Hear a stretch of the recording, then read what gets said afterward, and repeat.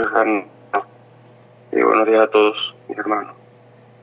Comencemos entonces en este tiempo devocional, orando y agradeciendo al Señor por este espacio que nos permite. Señor, gracias te damos por esta mañana. Señor, gracias por este espacio que nos permite meditar en tu palabra, por los estudios que hemos estado realizando del Evangelio de Marcos, porque nos das el privilegio de poder estudiar tu palabra y porque el Espíritu Santo nos ha guiado en esta empresa.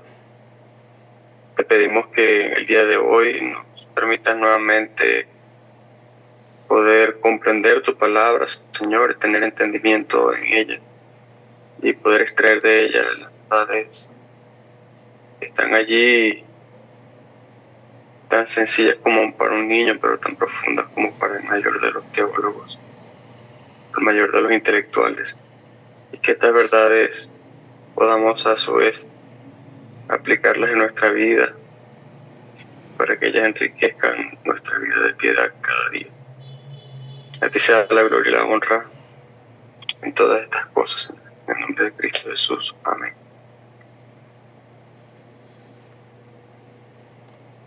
Un segundo. Estoy abriendo los apuntes.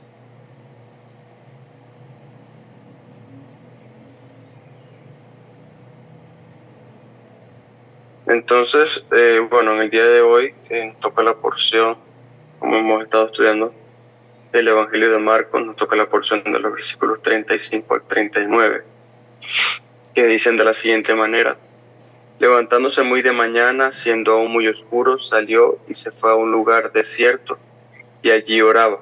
Y le buscó Simón y los que con él estaban, y hallándole les dijeron: todos te buscan. Él les dijo: vamos a los lugares vecinos para que prediques también allí, porque para esto he venido. Y predicaba en las sinagogas de ellos en toda Galilea, y echaba fuera los demonios. En este devocional veremos primeramente el contexto histórico del pasaje, al menos los elementos más relevantes, y luego veremos en las acciones de Jesús la práctica, lo que para mí representa pues la enseñanza o parte de la enseñanza de este pasaje, las prácticas de las disciplinas espirituales fundamentales en nuestra vida, que para nosotros deben representar pues nuestra vida cristiana, pues a saber, la oración y el estudio de la palabra. Pero me gustaría aclarar algo, ¿no? El pasaje no nos habla pues de que Cristo estudiara las escrituras, ¿no? Como pues para nosotros representa disciplina de la palabra, ¿no? Que acompaña a la oración, sino que él predicaba el evangelio del reino de Dios. También tarea que nosotros debemos realizar, ¿no? Pero es que pues él es el logos, él es la palabra, ¿no? Cuando él predicaba el evangelio, hablaba acerca de sí mismo. Nosotros en cambio debemos estudiarlo a él porque él representa pues el evangelio. El evangelio habla acerca de precisamente de su obra de redención en favor de nosotros. Hablando acerca del contexto histórico, pues este pasaje se desarrolla en medio de lo que fue la primera campaña de predicación de Jesús, y haciendo un poquito yendo un poquito atrás en lo que ya se ha estudiado del evangelio y que pues también se expresa en los otros evangelios. Podemos encontrar que Jesús fue bautizado, tentado por Satanás, y luego inicia su ministerio en Galilea. Allí recluta a sus primeros 4 discípulos, a Simón Pedro, su hermano Andrés, a Jacobo y a su hermano Juan. Luego entra en Capernaum, una ciudad marítima de Galilea, y enseña en las sinagogas. Allí sana a enfermos y echa fuera demonios. Cosa que se repite pues, a lo largo de estos pasajes que hemos estudiado. Y pues ante tales prodigios, que por supuesto no eran comunes en estas regiones, se difunde rápidamente su fama por toda la Galilea y por las regiones circundantes. Y recordando la pregunta que planteaba nuestro hermano Marcos acerca de la gran actividad demoníaca que se menciona en los evangelios, me parece que la pregunta es muy pertinente, sobre todo porque cuando hemos leído tantas veces estos pasajes, con el tiempo comenzamos a pasar por alto ciertos detalles que son muy relevantes en estos pasajes, pero que ya damos por sentado y no meditamos a profundidad, y entre esos pues este asunto. Y esa pregunta precisamente debe llevarnos a pensar acerca de este asunto.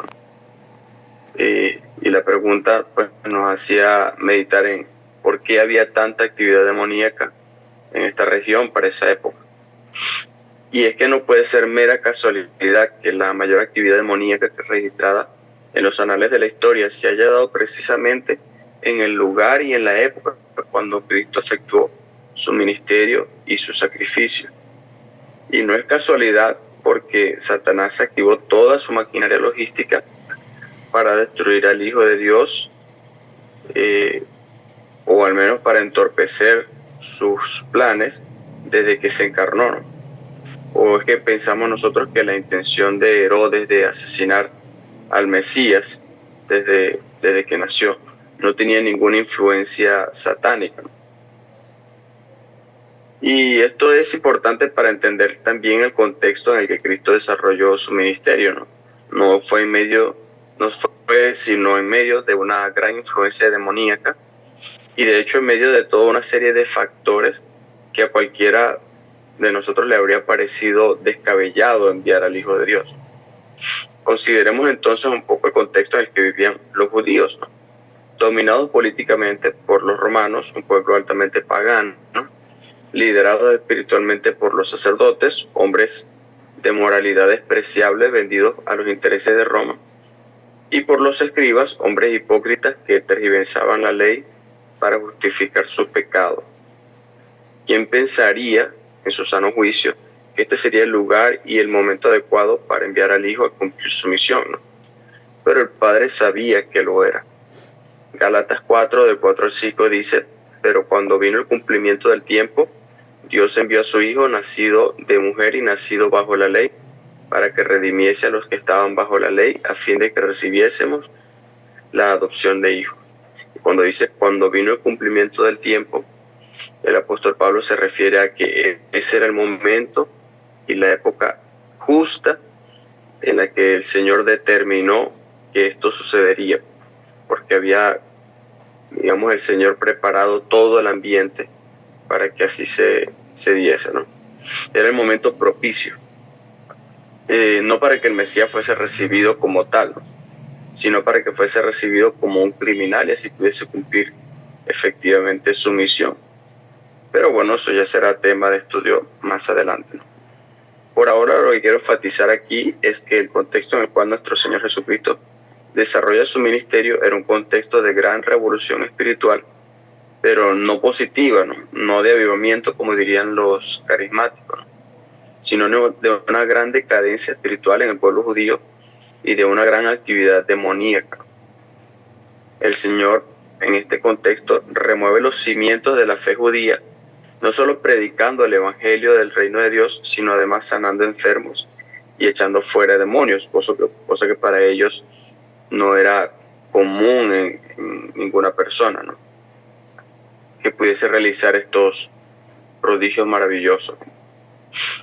La porción anterior a nuestro pasaje culmina diciendo: y sanó a muchos que estaban enfermos de diversas enfermedades, y echó fuera muchos demonios, y no dejaba de hablar a los demonios porque le conocían. Esto es importante porque, como comentamos hace unos días ante la pregunta de nuestro hermano Marcos, estas señales confirmaban el ministerio de Cristo y posteriormente contribuyeron también a su muerte, ¿no?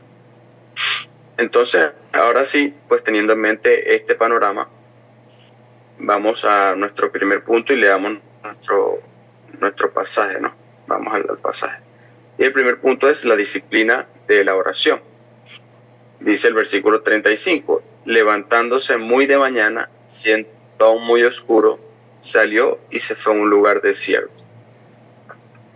De manera que podemos ver que en medio de toda esta revolución que causaba la actividad de Cristo de sanar enfermos y de echar fuera demonios, cosa que causó gran revuelo en toda la región, fuese cual fuese la dinámica de cada día en la vida de Cristo, Cristo comenzaba cada día con la misma disciplina.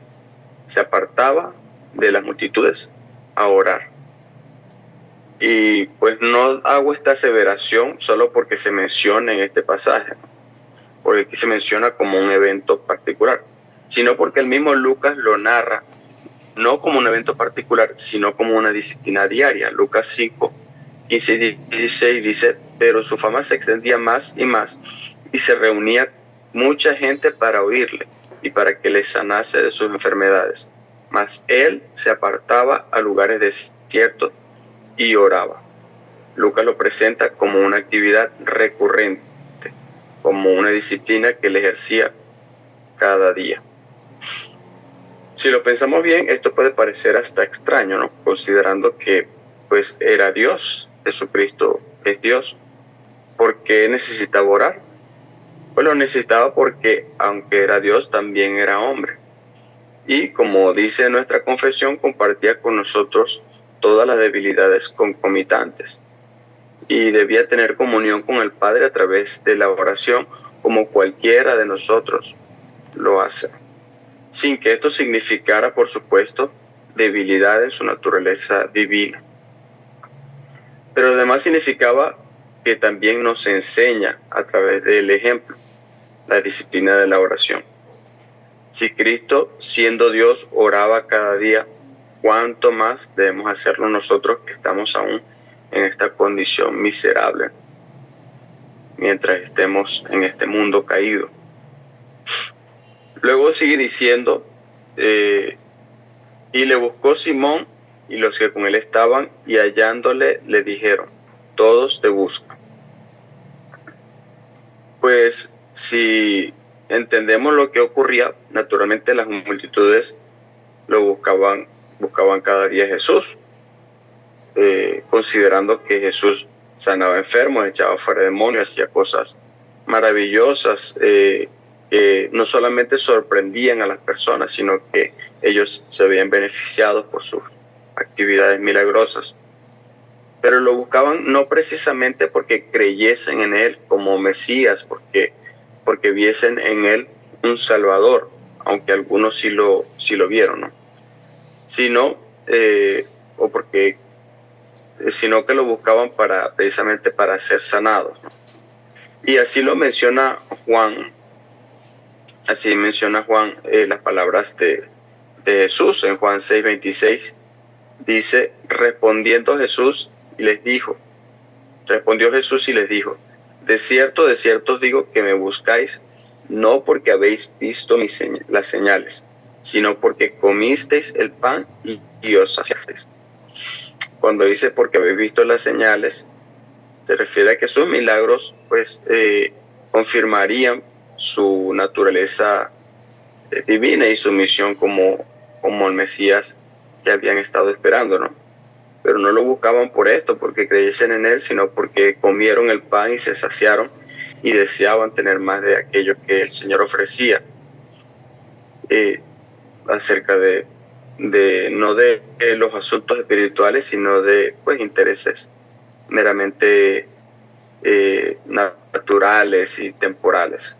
Y han pasado ya 2000 años de estos acontecimientos y podemos ver en nuestro mundo que el corazón del hombre sigue deseando pues exactamente lo mismo, en otros asuntos quizás, pero en esencia lo mismo. No el reconocer a Jesucristo como Salvador, sino el que se le suplan sus necesidades terrenales. El mismo Señor Jesús nos dice en el Sermón del Monte que los gentiles buscan todas estas cosas, pero vuestro Padre Celestial sabe que tenéis necesidad de todas ellas, de todas estas cosas. Mas buscad primeramente el reino de Dios y su justicia, y todas estas cosas os serán añadidas. Pero Cristo no se movía por los intereses de los hombres, ¿no? No hacía todas estas cosas para satisfacer esos intereses personales, ¿no? Sus intereses de su propia, nacido de su propia vanidad, sino que Él se movía por el plan encomendado por el Padre. Y aquí vamos entonces al segundo punto, la disciplina de la palabra. Versículo 38, Él les dijo, vamos a los lugares vecinos para que predique también allí, porque para esto he venido. Estas palabras de Jesús son muy reveladoras, no porque fuese a predicar a lugares vecinos, ¿no? Porque era parte de su plan, ¿no? Sino por lo que afirma luego, porque para esto he venido. Lo más llamativo para las personas en la obra de Jesús no era la predicación de su palabra, sino la sanación de las enfermedades y el echar fuera a los demonios. Pero su misión no era sanar a enfermos y echar fuera demonios, sino predicar el evangelio. Lo otro solo servía para confirmar su misión, y no como un fin en sí mismo, sino como un medio para este propósito más grande. Si vamos un poco más atrás, en Marcos 1, artículo 2, dice, como está escrito en Isaías, el profeta, he aquí yo envío mi mensajero delante de tu faz, el cual preparará tu camino delante de ti, hablando acerca de Juan el Bautista.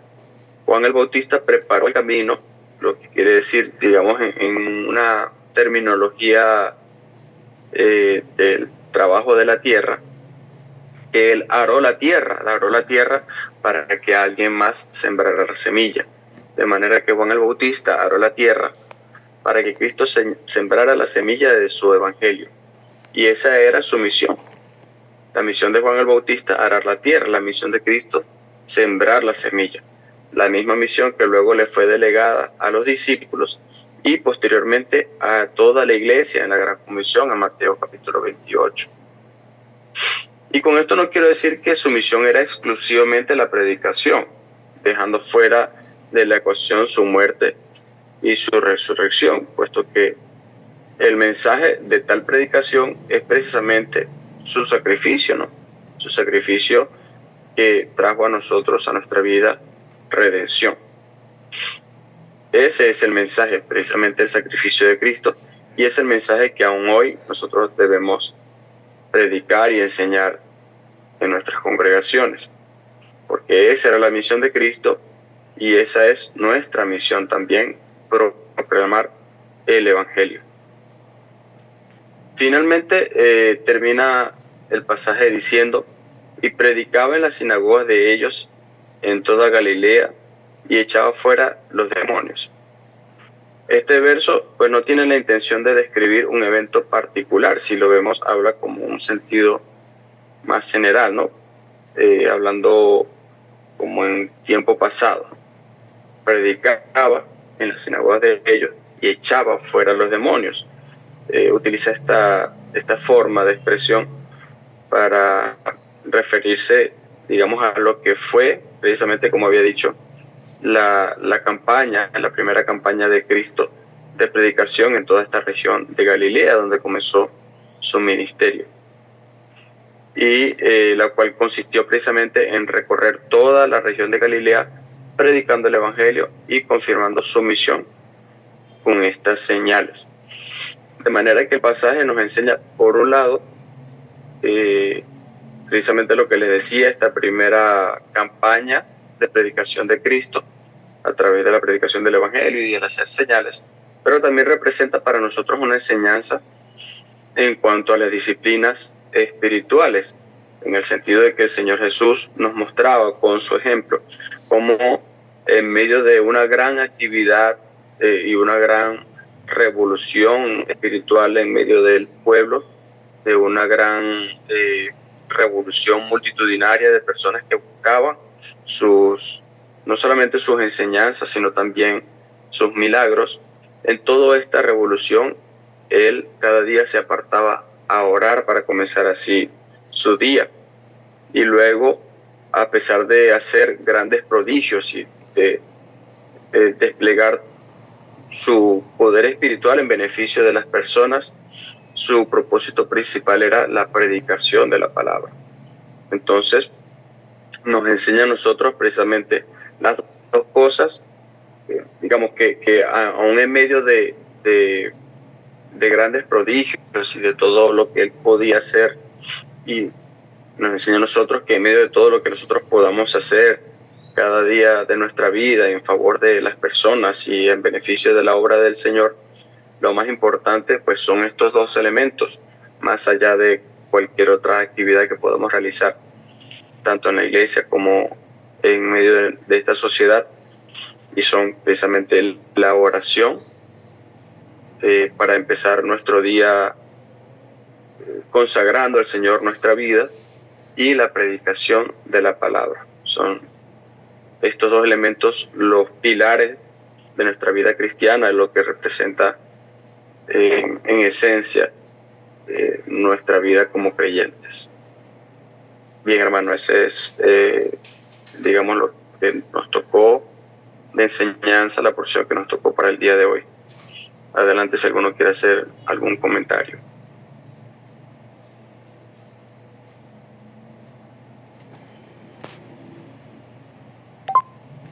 Gracias, Moisés. Bueno, creo que nuestro Señor fue ejemplo en cuanto a las disciplinas espirituales. Creo que lo explicaste bien cuando mencionabas que Él compartió con nosotros nuestras debilidades concomitantes, aunque sabemos que entre ninguna de ellas figuraba la tendencia pecaminosa, pero sí en el hecho de que como humano compartía esa debilidad que no es tan frecuente. Y daba el ejemplo de que esas debilidades están ahí y van a permanecer allí. Y la manera de lidiar con ellas es en dependencia del Señor por medio de la oración. Las principales caídas en los hombres vienen cuando se descuida la oración, porque estamos llamados no a que el Señor las quite inmediatamente, sino por medio de ellas acercarnos al Señor. Y si el Señor, que no tenía concupiscencias, oraba tanto, creo que nos da un ejemplo de cuánto debemos orar por nosotros. Así que gracias por recordarnos esto que ya sabíamos, pero que es bueno saberlo, que hagas hincapié nuevamente. Gracias. Gracias a ti, mi hermano.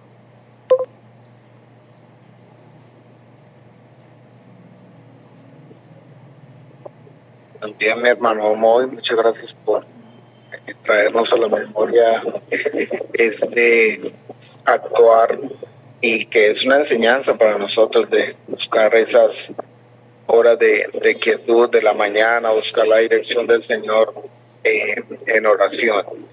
Pero algo que leía también en el pasaje era que así como tú decías, o sea, los que estaban ahí cerca de él querían retener al Señor, o sea, apoderarse del Señor para tenerlo como para ellos, ¿no? Entonces el Señor como que escapa de ese tumulto y le dice a sus discípulos, vamos a otras regiones a predicar el Evangelio, porque para eso he venido. O sea, él no olvida su misión a pesar de que la gente había sido curada y eso, como decías tú claramente. O sea, ellos estaban todavía con la saciedad de pan en sus dientes. Sí, claro. Personas naturalmente, y pues no podemos ser muy críticos en eso porque nosotros hacemos lo mismo, ¿no? Buscamos primeramente al Señor en nuestra carne, si no es porque Él, digamos, nos va enseñando que lo más importante precisamente es la oración y la palabra, actuaríamos exactamente igual que lo hacían ellos, ¿no? Buscando primeramente saciar nuestras necesidades carnales, ¿no? Y es natural en el hombre, ¿no? No podríamos pensar diferente a ellos si no fuera porque el Señor nos enseña.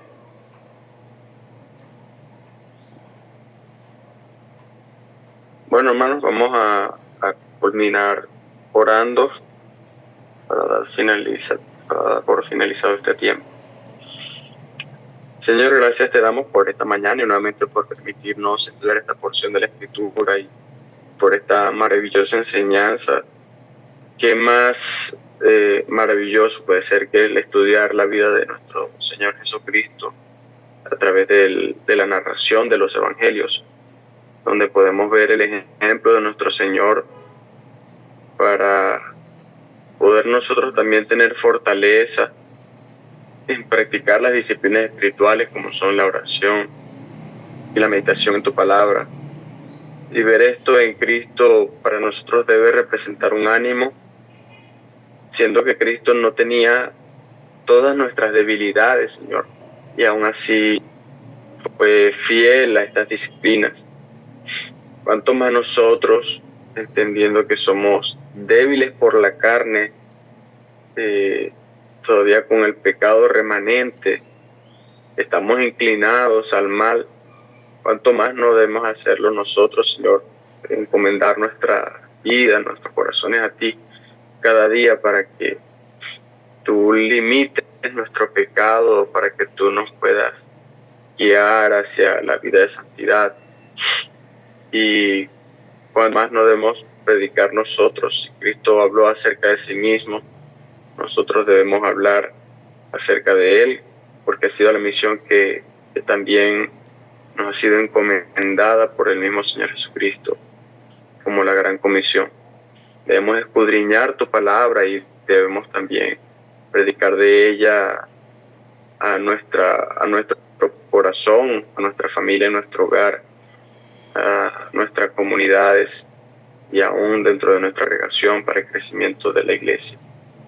Ayúdanos a ser fieles a estas disciplinas, a tu palabra, y que el ejemplo de Cristo impacte también en nuestro corazón para hallar en su vida fortaleza para nuestra vida y ánimo para estas disciplinas. Gracias te doy por esta porción, por este tiempo de estudio.